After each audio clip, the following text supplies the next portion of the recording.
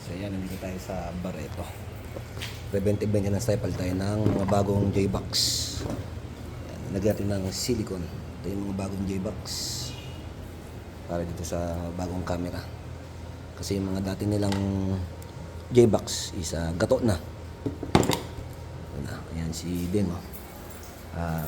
Nilalagay na yung isang J-Box na bago. Ayan. Tapos palit din tayo ng connector. Yung isa, dalawa yan, itong isa, tsaka yung bagong camera, dito yung nilalagay. So tinanggalan namin dito.